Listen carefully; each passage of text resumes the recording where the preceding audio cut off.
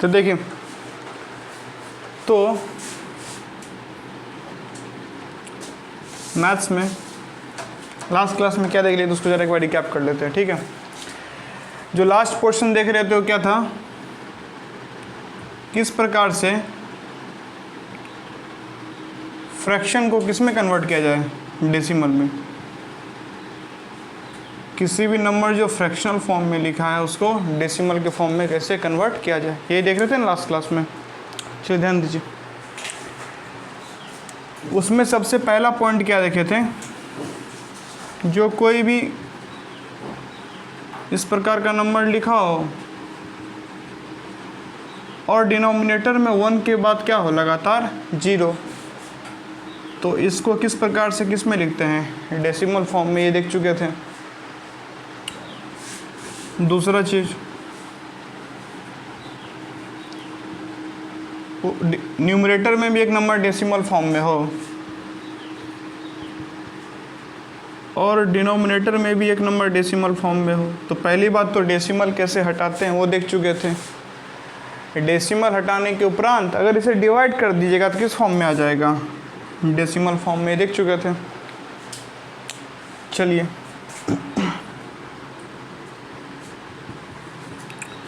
Third point,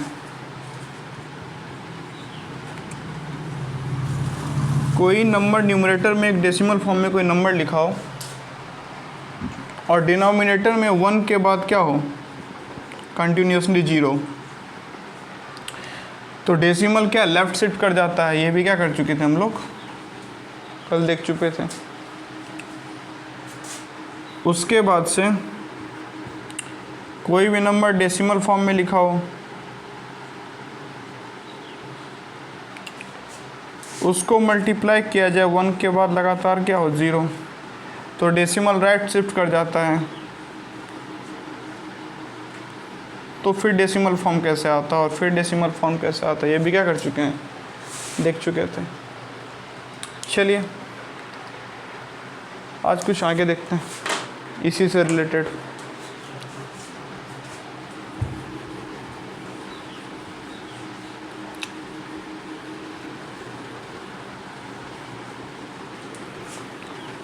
थोड़ा हमारा ना डिविजिबिलिटी रूल पता होना चाहिए डेसिमल फ्रैक्शन से डील करते समय।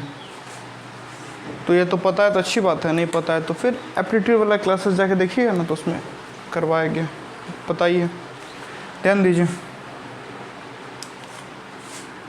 नेक्स्ट बात क्या है समझिए। मान लीजिए क्या लिखा है 47/20। इस प्रकार से अगर लिखा है तो एक तो तरीका क्या है कि आप बाकायदा क्या करिए, कल देखे थे क्या, जो न्यूमरेटर में लिखा रहता है वो क्या होता है हमारा, डिविडेंड, यानी डिविडेंड क्या रहता है, न्यूमरेटर, और जो डिनोमिनेटर में लिखा रहता है वो हमारा क्या होता है, डिवीज़र, यानी डिवीज़र क्या होता है हमारा, डिनोमिनेटर। न्यूमरेटर हो गया डिविडेंड और डिनोमिनेटर क्या हो गया, डिवीज़र। तो इस प्रकार से आप भाग कर सकते हैं। तो फिर क्या होगा, 20 दूना 40, 7। उसके बाद यहाँ पे क्या लगाना पड़ेगा, डेसिमल। डेसिमल लगाने के बाद यहाँ पे क्या लगा सकते हैं आप, 1 0 फ्री में, 20 दिया 60, 10 डेसिमल लगाया तो 1 0 लगा लो, 20 पंचे 100। भाग हुआ ख़त्म और 47/20 का वैल्यू क्या आया, 2.35। नहीं, एक तो ये तरीका हो गया, इस तरीके से कर सकते हैं। थोड़ा सा अगर आप क्या लगाएं, पिछले क्लास के चीज़ों को रिकॉल करके उसका थोड़ा सा यहाँ पे यूज करने का प्रयास करें तो ये और आसान हो सकता है। कैसे, देखते हैं। कितना क्या कुछ आसान होगा ये डिपेंड करता है कि आप किसी चीज़ का प्रैक्टिस कितना करते हैं। प्रैक्टिस नहीं करिएगा, कल को पता चला 2 + 2 = 4 भी मुश्किल लगने लगा। और प्रैक्टिस करते रहिएगा तो क्या है, कितना भी डिफ़िकल्ट हो। IIT एडवांस का UPSC का पेपर क्या माना जाता है, बहुत डिफ़िकल्ट होता है, लेकिन निकालता तो कोई स्टूडेंट ही है। और ऐसा नहीं है कि उसमें जो क्वालिफ़ाई करते हैं वो हर बच्चे बचपन से ही IAS ऑफिसर या डॉक्टर के बच्चे रहे हैं, कि बचपन से उनको परवरिश मिला है। एक आम सोसाइटी के बच्चे भी जो आप लोग के तरह ही 9-10 तक पढ़े रहते हैं, उसके बाद एक नॉर्मल 11-12 नॉर्मली से 11-12 क्या करते हैं, कंप्लीट करते हैं। एक एवरेज स्टूडेंट होता है 11-12 में। ग्रेजुएशन भी एक नॉर्मल रूप में कंप्लीट करने के बाद उन्हें रियलाइज़ होता है कि मुझे कुछ करना है, देन वो तैयारी करते हैं। या IIT केसेस में लोग 10th तक करते हैं, फिर 11-12 में तैयारी करते हैं। 11-12 के बाद नहीं होता है तो फिर 1 साल 2 साल अपना फाइट करते हैं, प्रिपेयर करके फिर एग्ज़ाम देते हैं, निकल जाता है। इसका मतलब ये नहीं कि कॉम्पिटिटिव एग्ज़ाम के पीछे भागना चाहिए कि कॉम्पिटिटिव एग्ज़ाम नहीं निकला तो क्या हो जाएगा, नहीं निकल गया तो भी ठीक है, नहीं निकला तो भी ठीक है। चलिए इस पर कभी और बात करेंगे। नहीं, कॉम्पिटिटिव एग्ज़ाम, सुसाइड्स, और उसके बाद जो हाल ही में एक बहुत बड़ा मुद्दा हुआ है, क्या नीट का पेपर लीक हो गया है। नहीं तो एग्ज़ाम का जो स्कैम हो रहा है, इतना सारा जो स्टूडेंट सुसाइड कर रहा है, कोटा में हर महीने 2-3 बच्चे सुसाइड कर लेते हैं, पेपर लीक हो रहा है। अभी अगर पिछले 7 साल का डेटा उठाइएगा तो पिछले 7 साल में 70 पेपर लीक हो चुका है एग्जामिनेशन का, और 70 पेपर लीक होने से जो अफेक्टिव स्टूडेंट है उनकी संख्या है 1.5 करोड़, यानी कि 1.5 करोड़ बच्चे क्या हैं, अफेक्टेड हैं इन पेपर लीक से इंडिया में पिछले 7 सालों में। तो क्या है ये मुद्दा, क्यों इतना पेपर लीक हो रहा है, क्यों हर अगला पेपर लीक हो जा रहा है, उससे स्टूडेंट सुसाइड का क्या लेना देना है। अगर आप बात करिएगा कहाँ पे, US वगैरह में,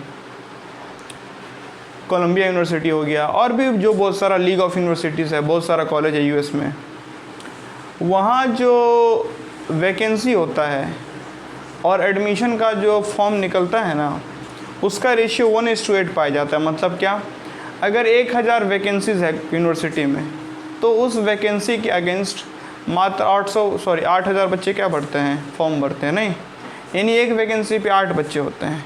लेकिन अगर आप इंडिया में देखिएगा तो आपको 1:100, 1:1000 मिलेगा, यानी एक वैकेंसी के लिए 1000 बच्चे फाइट कर रहे हैं। यानी होना तो किसी एक ही का है सिलेक्शन, वो भी तब जब क्या हो, सही तरीके से एग्ज़ामिनेशन वगैरह कंडक्ट हो जाए। एग्ज़ामिनेशन कई दफ़ा तो ऐसा पाया गया है कि एग्ज़ाम का फॉर्म आता है, एग्ज़ाम का फॉर्म आने के बाद 2 साल बाद एडमिट कार्ड आता है, 2 साल बाद एडमिट कार्ड आता है। उसके बाद लोग सुप्रीम कोर्ट में PL डालते हैं कि सर एडमिट कार्ड आ गया, एग्ज़ाम कब होगा। तब जाके सुप्रीम कोर्ट जब बोलता है कि भैया एडमिट कार्ड दे दिए, उसका कुछ क्या करेंगे क्या बच्चे, कुछ होना है इसका, तो फिर जाके फिर सुप्रीम कोर्ट का जब ऑर्डर आता है तब जाके 2 साल में एग्ज़ाम होता है। मतलब कि फॉर्म भरने से एग्ज़ाम देने में 5 साल लग गया। उसके बाद 3-4 साल बाद रिज़ल्ट आता है। कई दफ़ा तो बच्चे भूल भी जाते हैं कि मैंने एग्ज़ाम दिया हुआ था।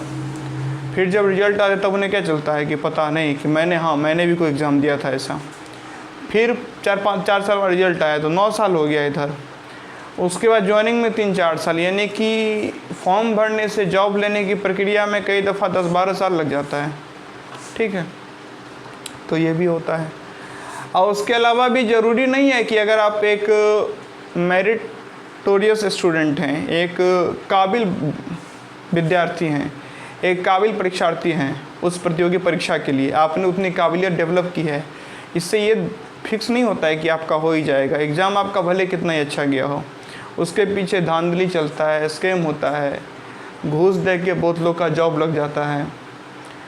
और उसके बाद अगर कुछ सीटें खाली होती है तब जाके कुछ रिजर्वेशन वगैरह भी होता है, और उसके उपरांत कुछ लोगों को सही से वो जॉब मिल पाता है। जॉब मिलने के उपरांत भी फिर उस सिस्टम के आपको एक सही से पार्ट बनना होता है। उस सिस्टम का पार्ट बन के काम नहीं करिएगा तो कब आपको वहाँ से डिस्प्लेस कर दिया जाएगा, कब आपका ट्रांसफ़र हो जाएगा, आपको बहुत सारा प्रॉब्लम फेस करना पड़ेगा। ठीक से बैठ जाओ बाबू, आपको बहुत सारा प्रॉब्लम क्या करना पड़ेगा, फेस करना पड़ेगा। ठीक है, तो ये एक बहुत बड़ा एक मुद्दा है, कभी इस पर भी बात करेंगे, 1-2 घंटा का भी टाइम मिलेगा तब, क्योंकि फिर ये आधे 1 घंटे में बात सिमट नहीं सकता। ये अपने आप में बहुत बड़ा मुद्दा है, इसके पीछे का क्या षड्यंत्र चल रहा है। और ये स्कैम आज से नहीं हो रहा है, अगर आप देखिएगा तो 1997 में एक बार आईआईटी का पेपर लीक हुआ था। जनरली आईआईटी हो, पहले जो आज अगर किसी बच्चे को आईआईटी में एडमिशन लेना है तो 2 स्टेप प्रोसेस होता है, वैसे 3 स्टेप प्रोसेस होता है। पहला स्टेप तो प्रोसेस होता है कि आप 12th पास होने चाहिए। अगर सीबीएसई बोर्ड है तो आपका एटलीस्ट 75% आना चाहिए। अगर आपका 75% नहीं है 12th में सीबीएसई बोर्ड में, मेरे टाइम में तो ऐसा ही था, अब हो सकता है कोई रूल अगर चेंज हो गया हो, मैं उससे इन्फॉर्म नहीं हूँ तो हो सकता है। लेकिन मैं जब बता रहा हूँ तो मैं आदिकाल का नहीं बता रहा हूँ, यहाँ 2019 की बात मैं बता रहा हूँ, ठीक है, 2019 के आसपास की बात, मैं आज से 50 साल या 100 साल पहले की बात नहीं बता रहा हूँ। तो 2019 के अराउंड ऐसा था कि अगर आप आईआईटी में एडमिशन लेना चाहते हैं तो पहला तो आपको क्या करना पड़ेगा, अगर सीबीएसई बोर्ड की बात करें तो आपको 75% मार्क्स से सीबीएसई बोर्ड में पास करना पड़ेगा with the subject PCM, physics chemistry mathematics, ठीक है। आपका ये सब्जेक्ट्स होना चाहिए मेन सब्जेक्ट, और आपको 75% एग्रीगेटेड मार्क्स आना चाहिए टोटल मिला के। उसके बाद अगर स्टेट बोर्ड्स की बात करें तो स्टेट बोर्ड में क्या होता है, आपको टॉप 20 परसेंटाइल में आना पड़ेगा। टॉप 20 परसेंटाइल का मतलब क्या होता है, जितने भी बच्चे क्या किए हैं एग्जामिनेशन को पास किए हैं उसमें से टॉप जो 20% बच्चे हैं ना, अब वो कैसे निकलता है, सिंपल सा, जितना हायर स्कोर आया है, जितना भी टोटल बच्चे हैं उसका टॉप 20 निकाल लिया, और टॉप 20 निकालने के बाद देख लिया कि टॉप 20 बच्चे कहाँ तक लाइक करते हैं, और वो परसेंटेज फिक्स कर दिया कि यहाँ बोर्ड का ये परसेंटेज रहेगा। तो ये हो गया स्टेट बोर्ड और सीबीएसई में 12th में कैसा परसेंटेज होना चाहिए। देन आफ्टर आपको JEE joint entrance exam mains clear करना पड़ता है। एग्ज़ाम का नाम है जेईई मेंस। जेईई का फुल फॉर्म है joint entrance exam. JEE mains आप क्लियर करते हैं, उसके बाद आप जेईई मेंस का परीक्षा 2 बार होता है, एक होता है जनवरी में और दूसरा होता है अप्रैल में। आप जनवरी में जब जेईई मेंस का परीक्षा क्या कर लेते हैं, क्लियर कर लेते हैं, तो जनवरी में पहली बार तो रिजल्ट नहीं आता है, जनवरी का परीक्षा होने के बाद फिर से अप्रैल में परीक्षा होता है, और दोनों में से जिसमें आपने बेस्ट किया है, जनवरी में बेस्ट किया है या अप्रैल में बेस्ट किया है, उसमें से एक को चुना जाता है। वैसा नहीं कि एवरेज वाला सिस्टम नहीं है, उसमें से एक को चुना जाता है। पहले ये जेईई मेंस की परीक्षा सीबीएसई कंडक्ट करवाती थी, लगभग 2019 या 18 से आई थिंक ये एक नया ऑर्गेनाइजेशन बनाया गया, एनटीए। हाँ एनटीए फुल फॉर्म है, नेशनल टेस्ट ऑथोरिटी कुछ करके इसका फुल फॉर्म है। तो एनटीए क्या करवाती है, अब जेईई मेंस का या नीट का एग्ज़ाम कंडक्ट करवाती है। तो जेईई मेंस का एग्ज़ाम आपको कंडक्ट करवाया जाता है, और जेईई मेंस का एग्ज़ाम का अप्रैल के बाद जब अप्रैल में जनवरी का अप्रैल का एग्ज़ाम हो जाता है तो हर विद्यार्थी का दोनों में से जो बेहतर रहा है उसको कंसीडर करके मई के महीने में आपका रिजल्ट डिक्लेयर किया जाता है। After the declaration of result वहाँ पे कट ऑफ तय किया जाता है परसेंटाइल में। जैसे परसेंटाइल वही सिस्टम की टॉप कितने परसेंट में आप, ठीक है। तो जनरली अगर आपको 90 परसेंटाइल के अराउंड आया है और आप अगर जनरल कैटेगरी से हैं, then you can appear in the next exam. वो एग्ज़ाम कौन सा होता है, जेईई एडवांस का। बाकी बच्चे जो उस कट ऑफ को क्रॉस नहीं कर पाए वो जेईई एडवांस के पेपर में नहीं बैठ सकते हैं। तो फिर ये बच्चे क्या करते हैं, जेईई एडवांस के पेपर में बैठते हैं जिन बच्चों ने कट ऑफ क्रॉस किया है। जेईई एडवांस का पेपर देने के बाद वहाँ फिर रिज़ल्ट निकलता है, और उस रिज़ल्ट के बाद आपको एक जोसा करके पूरा सिस्टम है, जोसा करके क्या है ऑर्गेनाइजेशन, वो काउंसलिंग करवाती है। उसके हिसाब से आप फॉर्म भरते हैं क्या कि मुझे किस कॉलेज में कौन सा ब्रांच चाहिए। जैसे कि मुझे आईआईटी, अगर किसी का क्लियर हो चुका है, एडवांस का पेपर दिया है तो अब और उसको लग रहा है कि मेरा रैंक ठीक ठाक है, तो उस हिसाब से अपना फिलअप करता है कि मुझे आईआईटी मुंबई में ये ब्रांच चाहिए, ये नहीं मिलेगा तो मुझे आईआईटी मद्रास में चाहिए। अपना प्रायोरिटी के हिसाब से फिलअप किया, फिलअप करने के बाद सबमिट करता है। जोसा का 7 राउंड होता है। पहले राउंड में टॉप लोग को कॉलेज मिलता है जिसका हायर मार्क्स है, फिर सीट बचा तो दूसरे राउंड में और को, तीसरे 7वें राउंड जाके मिलता है। जिनका उसमें भी नहीं होता है फिर सीसे आपका काउंसलिंग होता है। काउंसलिंग मतलब क्या है, वैकेंट सीट पे क्या किया जा रहा है, जो टॉप स्टूडेंट्स हैं जो ज़्यादा नंबर लाए उनको क्या, पहला जो स्टेप था उसमें सबसे अच्छे विद्यार्थियों को क्या कर दिया गया, एडमिशन दे दिया गया। दूसरे राउंड में जो बच्चे ऐसे थे जिनको पहले राउंड में कुछ मिल गया उसको नहीं चाहिए, दूसरे राउंड में बदल सकते हैं। इस हिसाब से पूरा काउंसलिंग होता है, यानी एडमिशन होने का प्रोसेस। देन एडमिशन हो जाता है, उसके बाद फिर बच्चे वहाँ पे क्या करते हैं, पढ़ाई शुरू करते हैं। देन 2-3 साल बीतने के बाद कंपनी आती है, प्लेसमेंट्स होता है, बच्चे जॉब करते हैं। ये पूरा प्रोसेस है। वैसा है कुछ प्रोसेस। नीट का है, नीट का मुझे उतना आइडिया नहीं है क्योंकि मैं मेडिकल बैकग्राउंड से नहीं हूँ। हाँ, इतना ज़रूर आइडिया है क्या, नीट को लेके 2 प्रकार के कॉलेजेस होते हैं, एक गवर्नमेंट कॉलेज होता है और एक प्राइवेट कॉलेज होता है। प्राइवेट कॉलेज से अगर आप मेडिकल की पढ़ाई करते हैं तो काफ़ी ये एक्सपेंसिव मामला हो जाता है। एक आम परिवार प्राइवेट कॉलेज से अपने बच्चे को मेडिकल की पढ़ाई नहीं करवा सकता। प्राइवेट कॉलेज से अगर आप मेडिकल की पढ़ाई करते हैं तो अमूमन अगर आप अंदाज़ा ले लीजिए तो अराउंड 40 से 50 लाख रुपया क्या हो जाता है, खर्च हो जाता है एक नॉर्मल प्राइवेट कॉलेज में मेडिकल करवाने का। लेकिन वहीं अगर आप प्राइवेट कॉलेज से इंजीनियरिंग करवाते हैं तो ऐसा भी बहुत सारा प्राइवेट कॉलेज है जहाँ पे 4 से 5 लाख में आप इंजीनियरिंग कर सकते हैं। और अगर आपको बिहार के गवर्नमेंट कॉलेज में होता है और अदर स्टेट्स के गवर्नमेंट कॉलेज में भी थोड़ा सा फीस मिनिमम होता है, बट मुझे बिहार का आइडिया है तो मैं बता रहा हूँ, 10,000 में भी क्या हो सकता है आपका इंजीनियरिंग क्या हो सकता है कंप्लीट, मात्र 10,000 रुपये में। 10,000 रुपया अगर आपके पास है तो आप 4 साल इंजीनियरिंग कर सकते हैं बिहार के गवर्नमेंट कॉलेजेस में से। बाद बाकी मेरे टाइम में मुझे किसी ने सजेस्ट किया था क्या कि आप ना उतना ज़्यादा फीस मत लगाइए पैसा गवर्नमेंट कॉलेज में, बिहार के गवर्नमेंट कॉलेज से कर लीजिए, दूसरे जगह गवर्नमेंट कॉलेज से क्यों कर रहे हैं, पैसा भी कम लगेगा। तो यहाँ पे एक तो इशू ये होता है थोड़ा सा, अगर आप न्यूज़ वगैरह फॉलो करते होंगे तो कुछ साल पहले एक इशू आया था कहाँ पे, MIT में। MIT एक तो होता है अमेरिका में, उसकी बात नहीं कर रहा हूँ। MIT मतलब मुजफ्फरपुर इंस्टीट्यूट ऑफ टेक्नोलॉजी, ठीक है ना, इस MIT की बात कर रहा हूँ। तो MIT में एक केस आया था, ठीक से बैठ जाओ बाबू। MIT में एक केस आया था कि वहाँ पे थोड़ा सा कास्ट को लेके थोड़ा सा कास्ट बेसिस पे डिस्क्रिमिनेशन हो रहा था। वहाँ पे जो जनरल कास्ट के लोग थे, ब्राह्मण वगैरह थे, वो क्या करते थे, टेबल वगैरह बैठ के खाते थे, और जो अदर कास्ट के स्टूडेंट्स थे उनको बोलते तुम लोग नीचे अपना थाली लेके खाओ। कास्ट डिस्क्रिमिनेशन होता था। तो ये जातिवाद वगैरह यहाँ देखने को मिलेगा। दूसरा बात, अगर आप बिहार में हैं, कभी भी अगर आगे जाके आप कॉलेज अपना चूज करते हैं तो मैं सजेस्ट करूँगा कि सीधा जाके एडमिशन ना ले लें, पहले जाएं और अपने कॉलेज को एक बार देख लें। कॉलेज को क्यों देखें, 2 पर्पस है। पहली बात तो जब आप कॉलेज को विजिट करते हैं तो वहाँ आप वहाँ के स्टूडेंट से आप इंटरेक्ट करते हैं, और वहाँ का स्टूडेंट क्या करता है, आपको उस कॉलेज का एक रियल पिक्चर आपको देता है। अगर आप किसी कॉलेज को उसके वेबसाइट से देख के जाते हैं तो ये आपका भ्रम है कि वेबसाइट पे इंफॉर्मेशन जो है ना वो सही नहीं रहता है बिल्कुल।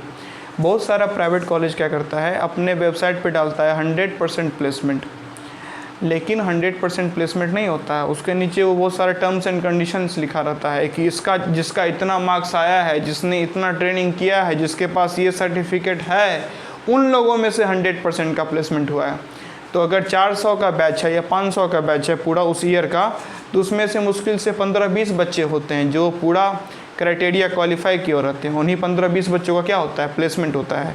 और उन्हीं 15-20 बच्चों के बेसिस पे क्या करता है कॉलेज, ये क्लेम करता है कि 100% प्लेसमेंट हुआ है। कुछ कॉलेजेस में ऐसा पाया गया है कि जो बच्चे 4 साल के बाद इंजीनियरिंग करके ग्रेजुएट होते हैं, उनको वॉचमैन का जॉब देने के बाद प्लेसमेंट डिक्लेयर किया जाता है कि नहीं, ये बच्चा भी प्लेस्ड हो गया है, इस बच्चे को भी क्या मिल गया है, जॉब मिल गया है। कई दफ़ा उन्हें क्या बोलते हैं, एक गार्ड का नौकरी करना पड़ता है, कई दफ़ा उन्हें सेल्समैन का नौकरी करना पड़ता है ग्रेजुएट होने के बाद इंजीनियरिंग के। उनको कुछ प्रोडक्ट दिया जाता है, दुकान घूम के उनको बेचना होता है, उस प्रोडक्ट का प्रचार करना होता है। और ये जॉब मिलने के बाद भी कॉलेज ये दावा करती है कि जो हमारा स्टूडेंट्स है वो क्या है, प्लेस्ड हो गया है कंपनीज़ में, 100% प्लेसमेंट है। हमारे यहाँ से कोई भी बच्चा यानी कि बेरोज़गार नहीं रहता है। कई दफ़ा तो आपको 12-12 हज़ार 13-13 हज़ार की नौकरी करनी होती है, उसके एवज़ में आपको 7-7 8-8 घंटा 10-10 घंटा क्या करना होता है, काम करना होता है। तो ये सब से पूरा चलता है। तो इंजीनियरिंग का मार्केट इस हिसाब से हो चुका है। रीज़न क्योंकि हर साल इंडिया में लगभग, अभी तो थोड़ा फिर भी हल्का सा कम हो रहा है, मुझे डेटा एग्जैक्टली पता नहीं है, मेरे टाइम में जो मैंने डेटा मौजूद था, around every year 10 lakh graduates निकल रहे हैं इंजीनियरिंग कॉलेज से। अब हर साल 10 लाख इंजीनियर्स को जॉब देना पॉसिबल नहीं है। और यहाँ पे दिक्कत ये नहीं है कि वो जॉब नहीं मिलेगा, दिक्कत ये है कि वो जॉब पाने लायक ही नहीं है। क्योंकि अगर कोई किसी में मेरिट है तो किसी ना किसी तरीके से अपना क्या कर लेगा, काम कर ही लेता है। बहुत सारे ऐसे लोग हैं जो आफ्टर इंजीनियरिंग अगर उनमें मेरिट है, पढ़ने का ललक है, तो वो लोग क्या करते हैं, यूपीएससी का प्रिपरेशन करते हैं। और अगर आप यूपीएससी का जब रिजल्ट निकलता है उसको देखिएगा, तो टॉप 10 के स्टूडेंट्स में से अराउंड 6 स्टूडेंट या 7 students every year pass out from IITs. IIT के स्टूडेंट होते हैं जो यूपीएससी में क्या करते हैं, टॉप 6-7 रैंक में आते हैं, या टॉप 10 में 7 स्टूडेंट्स आपको आईआईटी के मिलेंगे। रीज़न, आईआईटी कॉलेज में उन्हें पढ़ने का क्या हो जाता है, प्रैक्टिस हो जाता है। और पढ़ने का इस हद तक प्रैक्टिस हो जाता है, अपने आप को इस तरीके से मैनेज करना सीख जाते हैं कि वो अब ईजिली क्या कर पाते हैं, किसी भी सब्जेक्ट को आसानी से और बहुत जल्दी सीख पाते हैं। और जिसमें ये क्षमता आ गया, किसी भी सब्जेक्ट को आसानी से बहुत जल्दी से सीख सकता है, वह व्यक्ति दुनिया का कोई भी एग्ज़ाम क्या कर सकता है, क्रैक कर सकता है, ठीक है ना। उसके बाद उसी बहुत सारे इंजीनियर्स क्या होते हैं, यूपीएससी में चले गए। कुछ लोग फिर क्या करते हैं, गवर्नमेंट जॉब्स की क्या करते हैं, प्रिपरेशन। अगर उन्हें अपना मनचाहा नौकरी नहीं मिलता है, उसमें भी कुछ लोग लग जाते हैं, लेकिन तो ठीक है। और उस हिसाब से देखिएगा, कहीं ना कहीं लोग प्लेस हो जाते हैं, तब तो अराउंड 30% लोग क्या हो जाते हैं, कहीं ना कहीं सेटल्ड हो ही जाते हैं। और बाकी जो 70% है, ऐसा तो नहीं कोई भूखा मर रहा है। 70% अब किसी के पिताजी का दुकान है, वो बच्चा क्या किया है, कहीं से इंजीनियरिंग करके अपने पिताजी के दुकान पे चलाता है। अब काम तो वो भी कर रहा है, लेकिन फिर उसको हम ये नहीं बोल सकते कि नहीं, तुमने जो अपना इंजीनियरिंग किया उसका क्या बेनिफिट है, कुछ तो बेनिफिट होना चाहिए। नहीं, कहीं पे उसका यूज करे नहीं। या जैसे कि एक आजकल के मार्केट में आप अगर गौर करिएगा, आप दरभंगा जाइए, पटना जाइए, कोटा जाइए, कहीं भी जाइए, हर फील्ड में जो आपको क्या मिलेंगे, टीचर्स, उसमें से मोस्ट ऑफ द टीचर्स आपको क्या मिलेंगे, इंजीनियर्स। अगर गौर करिएगा, बहुत सारे स्कूलों में भी धीरे धीरे इंजीनियर्स पढ़ाना क्या कर दिए हैं, शुरू। अगर आप कुछ स्कूल में भी जाइएगा ना, पता करिएगा, तो इंजीनियर्स आ रहे हैं। और फिर जब ये इंजीनियर्स स्कूलों में जा रहे हैं, कोचिंग्स में जा रहे हैं, तो ये बेहतर पढ़ा भी नहीं, इसमें कोई डाउट नहीं है, क्योंकि उसको आदत है 40-50 असाइनमेंट सबमिट करने का, उतना सारा सिलेबस पढ़ने का। तो फिर वो और उतना सारा क्या बोलते हैं, कॉलेजेस में आपको समय समय पे अपने आप को स्टेज पे परफॉर्म करना पड़ता है, आपको क्या बोलते हैं, प्रेजेंटेशन को एक्सप्लेन करना पड़ता है। और if you are the capable to represent yourself, then you can teach better. नहीं, अगर आप किसी चीज़ अपने आप को बेटर रिप्रेजेंट कर सकते हैं किसी के सामने, तो आपकी टीचिंग एबिलिटी भी होती है। तो कोटा ले लीजिए, पटना ले लीजिए, दरभंगा ले लीजिए, दिल्ली ले लीजिए, कहीं भी जाइएगा और पता करिएगा कि जो भी लोग टीचर्स हैं वो कौन है, तो आपको most of the teacher engineers मिलेंगे। मैं अब टीचिंग की बात नहीं करते हैं, अगर आप बात करिएगा एक्टिंग के फील्ड में, तो आज के टाइम में आपको बहुत सारे एक्टर्स क्या मिलेंगे, इंजीनियर मिलेंगे। एक दिल्ली में फेमस कॉलेज है DTU, Delhi technical university, I think late Sushant Singh Rajput अपने टाइम में 7th रैंक लाए थे, all India rank 7, all India rank 7, top 7 students में से थे ऑल इंडिया में। और उन्होंने क्या किया था, इंजीनियरिंग किया था। एक एक्ट्रेस है कृति सेनन, उन्होंने भी, वो भी इंजीनियरिंग बैकग्राउंड से हैं। उसके बाद से आप लोगों ने एक मूवी देखी होगी दंगल, उस दंगल मूवी के जो डायरेक्टर हैं वो भी इंजीनियर हैं। उसके बाद आपने एक मूवी देखा होगा छिछोरे, उस मूवी के डायरेक्टर वही सेम व्यक्ति हैं, वो खुद इंजीनियर ही हैं, IIT से हैं। उसके बाद इतना ही नहीं, बहुत सारे जो क्या हैं पॉलिटिशियंस आज के टाइम में आप देखिएगा, वो पॉलिटिशियन भी आपको कहाँ से मिलेंगे, IIT से मिलेंगे, ठीक है ना। उसके बाद जो इंजीनियर्स हैं वो टीचर और क्या बोलते हैं, फिल्मी दुनिया में सीमित नहीं है। इंजीनियर्स आज के टाइम में आपको फिल्मी दुनिया और टीचिंग के अलावा जॉब तो है जो, यानी कि सॉफ्टवेयर कंपनी में इंजीनियर्स मिलेंगे। हर स्टेट का जो पावर सेक्टर है, नहीं, जहाँ से इलेक्ट्रिसिटी जनरेट होता है, वहाँ आपको इंजीनियर्स मिलेंगे। हर मॉल में आज यानी कि मॉल का कैसा चल रहा है पूरा सिस्टम, उसके लिए आपको इलेक्ट्रिकल इंजीनियर के रूप में एक मेंटेनेंस इंजीनियर मिलेगा। हर अगले कंपनी में काम करते हुए इंजीनियर्स मिलेंगे। हर मोटर व्हीकल कंपनी हो, टेक्सटाइल कंपनी हो, फूड से रिलेटेड कोई कंपनी हो, और भी बहुत सारी कंपनी जितना भी है, जहाँ भी टेक्नोलॉजी का काम हो रहा है, वहाँ से आपको इंजीनियरिंग बैकग्राउंड के बच्चे देखने को मिलेंगे, स्टूडेंट्स, वो लोग जॉब करते हैं। और उसके बाद एक टीचिंग प्रोफेशन में आपको काफ़ी इंजीनियर्स मिलेंगे। टीचिंग के अलावा आपको क्या बोलते हैं, एक्टिंग प्रोफेशन में काफ़ी इंजीनियर्स मिलेंगे। उसके अलावा अगर आप टीचिंग एक्टिंग को हटाते हैं, डांस में आपको काफ़ी इंजीनियर्स मिलेंगे।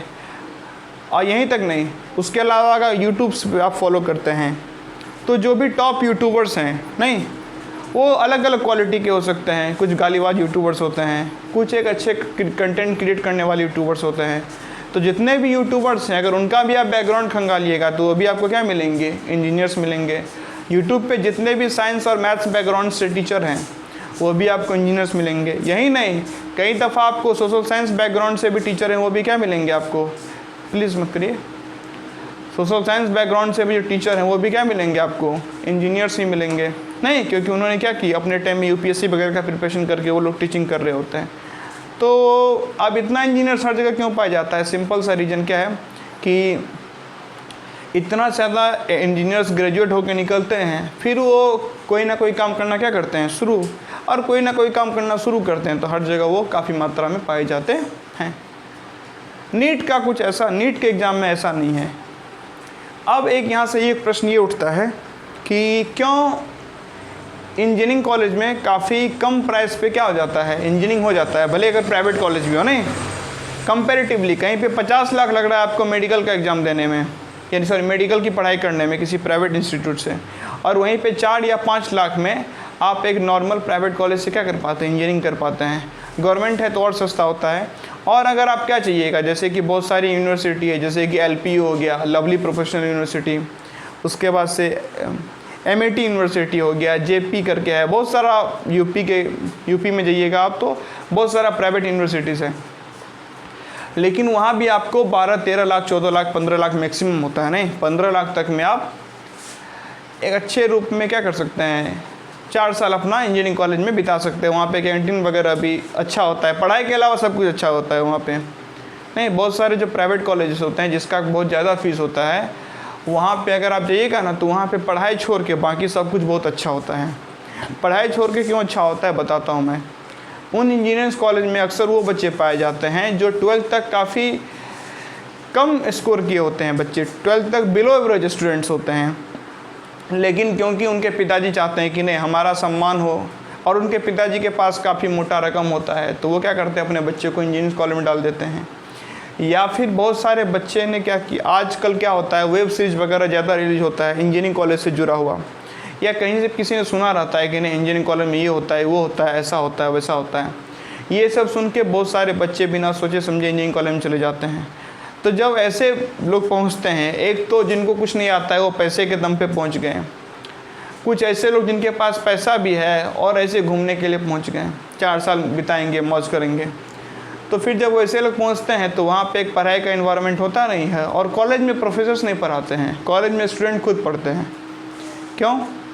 किसी भी कॉलेज चले जाएगा वहाँ पे प्रोफेसर का बहुत ज़्यादा रोल नहीं होता है, आपको खुद पढ़ना होता है। हाँ, आप जब डॉट वगैरह कुछ होता है बहुत विशेष रूप में, तब जाके आप क्या कर सकते हैं, प्रोफेसर से हेल्प ले सकते हैं, प्रोफेसर आपको हेल्प करते भी हैं। लेकिन आप अगर कॉलेज में देखिएगा तो आपको प्रोफेसर कम पढ़ाते हुए मिलेंगे या ना के बराबर। ज़्यादातर जो स्टूडेंट कुछ पता कीजिएगा कि आपने सीखा कहाँ से है, तो कुछ बच्चे क्या करते हैं, बहुत सारा यूट्यूब पे लेक्चर वगैरह अटेंड करते हैं, टीचर्स भी पढ़ाते हैं नो डाउट, उसके बाद बुक्स वगैरह प्रेफर करते हैं, वहाँ से बच्चे क्या करते हैं, नॉलेज गेन करके अपना एग्ज़ाम क्लियर करते हैं। तो ये वाला बात है। तो इतना डिफरेंस क्यों है, एक जगह 12-13 लाख में आप क्या कर पाते हैं। अभी एक वीडियो रिलीज हुआ था गलगोटिया यूनिवर्सिटीज़ का। गलगोटिया यूनिवर्सिटी के कुछ छात्र, क्योंकि हमारे जो वर्तमान प्रधानमंत्री हैं माननीय श्री नरेंद्र मोदी जी, वो गलगोटिया यूनिवर्सिटी पधारे थे, तो वहाँ के छात्र जो है ना उनको सपोर्ट करने के लिए रोड पे आ गए थे। और जब वो छात्र रोड पे आ गए थे तो उनसे पूछा गया, अगर आपको देखना है तो यूट्यूब पे बहुत सारा वीडियो होगा, देखिएगा। उनसे पूछा गया कि आप रोड पे क्यों आए हैं, तो उन्होंने बोला कांग्रेस का विरोध करने आए हैं। तो बोला कांग्रेस का किस बात का विरोध करने आए हैं, तो उन लोग को ये नहीं पता था। कुछ लोगों ने बोला कि हम लोग को पोस्टर पकड़ा दिया गया है, हम लोग आ चुके हैं। मतलब एक विद्यार्थी जो इंजीनियरिंग कर रहा है और वो किसी प्रोटेस्ट में पार्टिसिपेट कर रहा है, उस प्रोटेस्ट में पार्टिसिपेट कर रहे स्टूडेंट्स को इतना नहीं पता है कि वो उस प्रोटेस्ट में वो क्यों पार्टिसिपेट कर रहा है। तो इंजीनियर्स की हालत तो ऐसी है। बहुत सारे इंजीनियर्स जो ग्रेजुएट हैं उनको अगर बोल दीजिए कि एक ईमेल लिखना है कंपनी का, या अपना एक क्या करना है, आपको एक अपना बता सकते हैं प्रेजेंट करने के लिए एक अपना पूरा फॉर्मेट, उसमें क्या करिए, रिज्यूम अपना बना के किसी को भेजना है कंपनी को, तो रिज्यूमे अपना डिज़ाइन नहीं कर पाते हैं कि मैं अपना रिज्यूमे कैसे कंपनी को भेजूँ, वो नहीं बना पाते हैं। उसके बाद से पॉलिटिक्स को लेकर उनको कोई समझ नहीं है, प्रोटेस्ट कर रहे हैं, कुछ पता नहीं है। कई लोग को ब्रांच पता नहीं, सब्जेक्ट पता नहीं, सिलेबस पता नहीं, क्या करना है वो पता नहीं, कॉलेज का एग्ज़ाम वगैरह भी नहीं पता है, तो ऐसे ऐसे करके लोग तो इंजीनियर्स क्वालिफाइड कर जाते हैं, तो फिर वो लोग एम्प्लॉयबल होते ही नहीं हैं। क्वेश्चन ये है कि एक प्राइवेट कॉलेज से इंजीनियरिंग करने के बाद 12-15 लाख में हो जाता है, ये मेडिकल कॉलेज इतना फ़ीस क्यों कंडक्ट कर ले रही है सॉरी। तो मेडिकल कॉलेज में इतना फ़ीस इसलिए लगता है कि एक बात समझिए, वैसे तो इसमें भी कोई डाउट नहीं है कि जितने डॉक्टर्स MBBS करके ग्रेजुएट होते हैं उसमें से सब उस लेवल पे क्वालिफाइड नहीं होते हैं कि वो एक डॉक्टर के रूप में पेशेंट को ट्रीट कर सके, नहीं, उसमें भी बहुत सारा घपला होता है। लेकिन फिर भी कंपैरेटिवली ये देखा जाता है कि डॉक्टर्स जो है ना, वो जब कॉलेज से ग्रेजुएट होते हैं तो एज अगर इंजीनियर्स के कंपैरिजन करिएगा तो जितने इंजीनियर्स ग्रेजुएट होते हैं, जितने डॉक्टर्स ग्रेजुएट होते हैं, MBBS करते हैं, तो ये डॉक्टर्स में जो स्टूडेंट्स ग्रेजुएट होके आते हैं उनमें उतना बहुत लो लेवल के व्यक्ति नहीं पाए जाते हैं, वो लोग को सीख समझ के आते हैं। और वहाँ पे कॉलेज में प्रैक्टिकल वगैरह भी अच्छे से होता है। बहुत सारे इंजीनियरिंग कॉलेज में तो प्रैक्टिकल भी नहीं होता है। हम लोग क्लेम यानी कि इस बात का कंप्लेन करते हैं कि हमारे गवर्नमेंट स्कूल में प्रैक्टिकल वगैरह नहीं होता है, गवर्नमेंट स्कूल में लैब नहीं है। प्राइवेट स्कूल में भी लैब भी बहुत जगह होता है, तो लैब इसलिए होता है ताकि क्या कर सकें, उन्हें CBSE से एफिलिएशन मिल सके, बाद बाकी वो लैब स्टूडेंट्स के लिए ओपन कभी नहीं होता है। उसका नतीजा आप ये देखिएगा, बहुत सारे प्राइवेट स्कूल्स में लैब का जो फ़ोटो आपको दिखेगा उनके डायरी पे या उनका कोई मैगज़ीन वगैरह पे, जिन्होंने मैगज़ीन या डायरी पे, तो आप ये गौर करिएगा कि लगातार 10 साल तक या 15 साल तक या कम से कम 5-7 साल तक एक ही फ़ोटो लैब का आपको रिपीटेटिव मिलेगा। सेम फ़ोटो रिपीट किया जा रहा है, सेम फ़ोटो रिपीट किया जा रहा है। इसका मतलब ये है कि बहुत पहले कभी एक तरीके से क्या किया गया था, लैब में बच्चे को प्रैक्टिकल करवाया गया था। अगर हर साल लैब में बच्चे को सही से प्रैक्टिकल करवाया गया जाता तो हर साल ये लोग क्या करते हैं, नए पिक्चर्स क्लिक करते हैं और तब अपडेट करते हैं। हर साल आप नया पिक्चर्स अपडेट करते हैं, इससे एक पब्लिक में भी ये इन्फॉर्मेशन जाता है कि नहीं, ये स्कूल समय के साथ क्या हो रहा है, बदल रहा है, हर साल यहाँ पे होता है। लेकिन आप ऐसा नहीं पाइएगा, लैब का हो, असेंबली वगैरह का हो, ये एकदम बहुत पुराना पिक्चर, इसे क्या होते रहता है, एक दफ़ा जो कुछ अच्छे से करवाए थे वही हर साल वो क्या करते रहते हैं, अपने डायरी में या अपने जो भी मैगजीन्स वगैरह में, कैलेंडर वगैरह में अपलोड करते रहते हैं, अपडेट नहीं करते हैं। तो ये होता है। प्राइवेट स्कूल में भी लैब की सुविधा नहीं है, गवर्नमेंट स्कूल में होता है नहीं है। उसके बाद से यहाँ तक नहीं, अगर आप इंजीनियरिंग कॉलेज जाते हैं और वहाँ पे सोच रहे हैं कि नहीं बहुत अच्छे से प्रैक्टिकल हो रहा है, तो ये आपका भ्रम है। इंजीनियरिंग कॉलेजेस में भी बहुत अच्छे से प्रैक्टिकल कंडक्ट नहीं करवाया जाता है। कई दफ़ा तो प्रैक्टिकल ऐसा होता है कि रिजल्ट पहले से कॉपी पे तय कर लिया जाता है कि रिजल्ट क्या आएगा इस प्रैक्टिकल के बाद, इस एक्सपेरिमेंट के बाद रिजल्ट क्या आना है, और एक्सपेरिमेंट को फिर उस तरीके से कंडक्ट किया जाता है ताकि वही रिजल्ट आ जाए। तो जब रिजल्ट पहले से ही पता है क्या होने वाला है, तब फिर एक्सपेरिमेंट करवाने का फ़ायदा मुझे समझ में नहीं आता है। तब एक्सपेरिमेंट करवा के हो रहा है, ऐसा एक्सपेरिमेंट होता है। उसके बाद से एक किट जो होता है ना, एक्सपेरिमेंट का एक किट पे आपको 7 बच्चे 8 बच्चे मिलके परफॉर्म करते हैं। अब यहीं से आप अंदाज़ा लगा सकते हैं, एक किट पे 8-9 बच्चे परफॉर्म कर रहे हैं तो क्या ही वो परफॉर्म कर पाएंगे within the time of 1 hour, नहीं। और नेक्स्ट जो क्लास होता है लैब का, उस क्लास में फिर अगला एक्सपेरिमेंट आपको करना होता है। तो इस प्रकार से वहाँ भी ढंग से कोई प्रैक्टिकल वगैरह होता नहीं है। और जहाँ तक एग्जामिनेशन वगैरह की बात है, तो बहुत इंजीनियरिंग कॉलेज में भी बोर्ड की तरह रिपीटेटिव क्वेश्चंस आते हैं, नहीं। और उसी जैसे कि बोर्ड में होता है ना, आप पिछले 5 ईयर्स का क्वेश्चन अगर ले लें तो जज करके आप एक मोटा मोटी आइडिया ले सकते हैं कि नेक्स्ट ईयर क्या क्वेश्चन आने वाला है।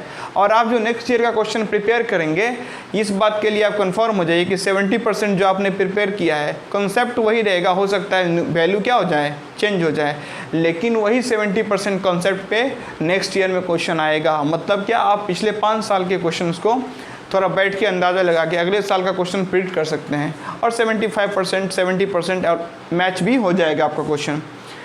कुछ इंजीनियरिंग कॉलेज, कुछ क्या लगभग बहुत सारे इंजीनियरिंग कॉलेज में ऐसा ही होता है। वहाँ भी अगर पिछले 5 ईयर्स का आप क्या ले लीजिएगा, क्वेश्चन ले लीजिएगा और उसको फिर मिलाइएगा, तो आप नेक्स्ट सेशनल एग्ज़ाम में या नेक्स्ट सेमेस्टर एग्ज़ाम में क्या आने वाला है वो क्या कर सकते हैं, आप प्रिडिक्ट कर सकते हैं। उसके बाद इसके पीछे का रीज़न ये है कि वहाँ पे अच्छे से पढ़ाया नहीं जाता है। मुद्दा ये होता है किसी तरीके से बच्चे क्या कर जाएं, पास कर जाएं। एक सही तरीके से एजुकेशन का माहौल नहीं होता है। बात इतनी नहीं है, बात ये भी है क्या कि बहुत बच्चे को पता ही नहीं होता है कि इंजीनियरिंग क्यों कर रहे हैं, कुछ आइडिया नहीं होता है। और यही सब जुड़ा हुआ बात है। ऐसा ही कुछ कहाँ पे होता है, मेडिकल में। तो लेकिन मेडिकल में फिर भी स्थिति क्या होती है, ठीक होती है, ठीक है।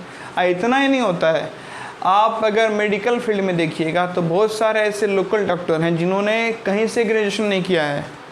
उसमें से कुछ तो ऐसे हैं कि जो 10th पास किए हुए हैं, कुछ 12th पास मिलेंगे, कुछ 10th फेल भी मिलेंगे, और आज वो क्लिनिक खोल के बैठे हैं और कहीं से फर्जी डिग्री लेके वो महीनों का या दिनों में हज़ारों रुपया, महीनों का लाखों करोड़ रुपया क्या कर रहे हैं, अर्न कर रहे हैं, ठीक है। तो ये भी है अपना। चलिए,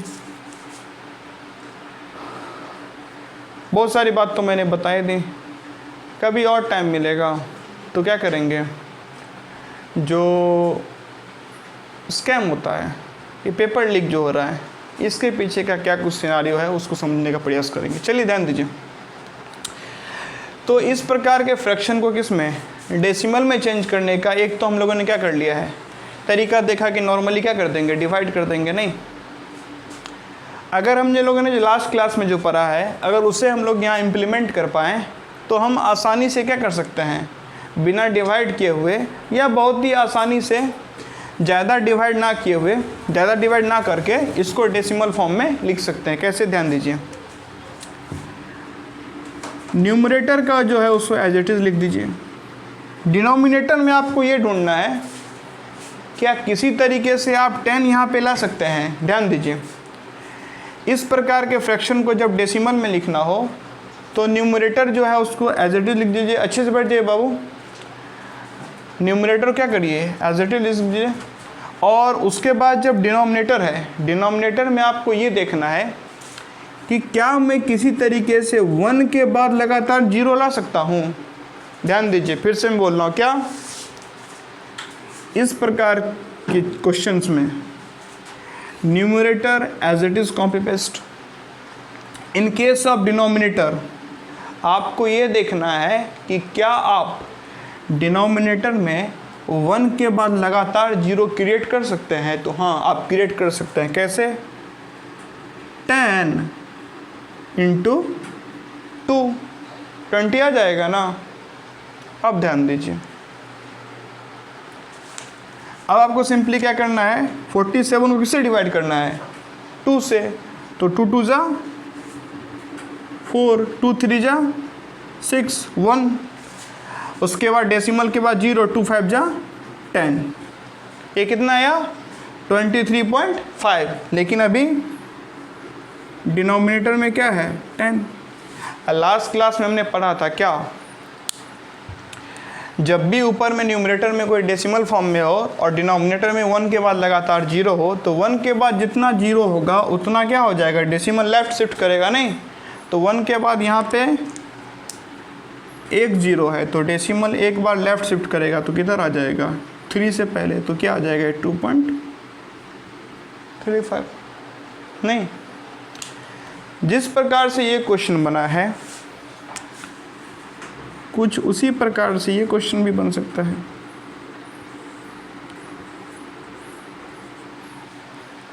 ठीक है, चलिए ये क्वेश्चन बना के देखते हैं।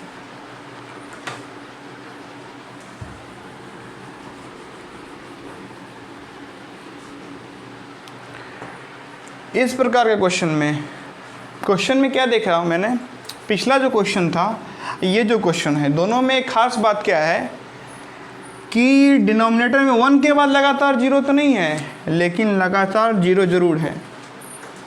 1 के बाद लगातार 0, लेकिन लगातार क्या है, 0 है।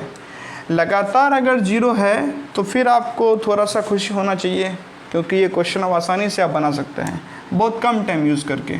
एक तो नॉर्मल तरीका क्या कर दीजिए, फिर से डिवाइड करिए। नहीं तो दूसरा तरीका ये है, आप नीचे में ऐसा कुछ क्रिएट करिए जहाँ पे 1 के बाद लगातार 0 आ जाए। तो यहाँ पे आप क्या लिख दीजिए, 100 × 5, तो क्या हो जाएगा, 500। नहीं, अब इसको 5 से डिवाइड करना है, तो 5 9 45, कितना बचा, 2 3, 5 चौके 20, फिर कितना बचा, 3, डेसिमल लगाए 0, 5 छक्के 30। लेकिन ये आंसर नहीं है, अभी आपको क्या करना है, इसे 100 से डिवाइड करना है।